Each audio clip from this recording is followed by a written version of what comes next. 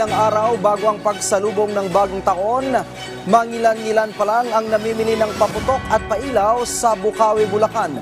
Kapansin-pansin naman ang fire safety measures sa mga tindahan. Ang sentro ng balita mula kay Denise Osorio live. Denise. Yes, Ryan, matapos ang Pasko, inaabangan naman ng ating mga kababayan ang bagong taon. At hindi kumpleto ang pagsalubong sa bagong taon, Ryan, kung walang fireworks. Pero kapansin-pansin dito sa Bukawi, Ryan, walang katao-tao.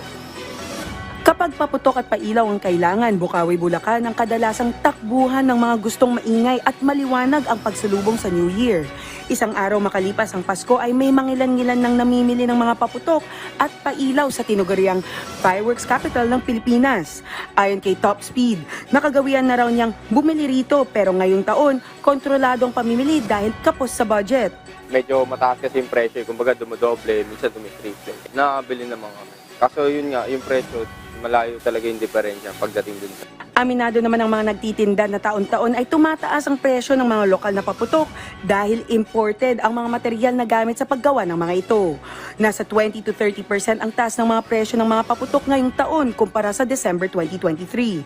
Pero giit ng isang tindahan, meron pa ring mga abot kayang presyo ng mga paputok. Meron po tayo, ma'am, 1K sa 1K, ma'am. Maganda na po yung makikita natin. Kumbaga, parang yun yung pinaka kaya ng budget, ma'am. Mataas po ang tsansa na tamaas po talaga bago mag-31, ma'am. Tulad ng nagkakaubusan ng stock. Sa halagang 100 pesos, meron ka ng 10 pirasong lusis. Ang sparkles naman, 80 pesos para sa isang dosenang kahon na tig-5 o 6 ang laman. Ito yung medyo maliit pero safe na pailaw para sa mga chikiting natin. Ang mga pinakapopular na fountain at quitis, kailangan nating maghanda-handa ng budget dahil naglalaro sa 80 hanggang 400 pesos ang mga fountain, depende sa brand at tagal ng pagsindi nito. Habang ang quitis naman ay naglalaro sa 800 hanggang 1,000 pesos para sa 100 pirasong bundle. Kung paingay rin lang ang kailangan natin, patok na patok pa rin ang sawa na nagmumula sa 100 pesos para sa 100 rounds hanggang sa 800 pesos para sa 1,000 rounds.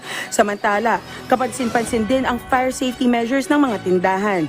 Kitang-kita ang mga required na minimum 2 to 3 drums ng tubig, mga fire extinguisher at mga sako ng buhangin sa mga gilid at sulok ng mga tindahan. Karaniwan ring tumataas ang presyo ng mga paputok habang papalapit na ang pagsalubong sa bagong taon.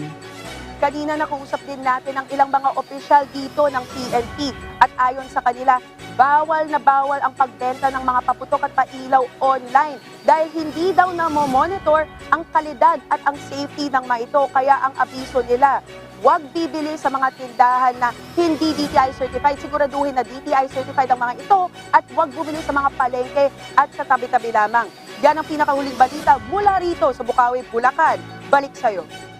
Maraming salamat, Denise Osorio.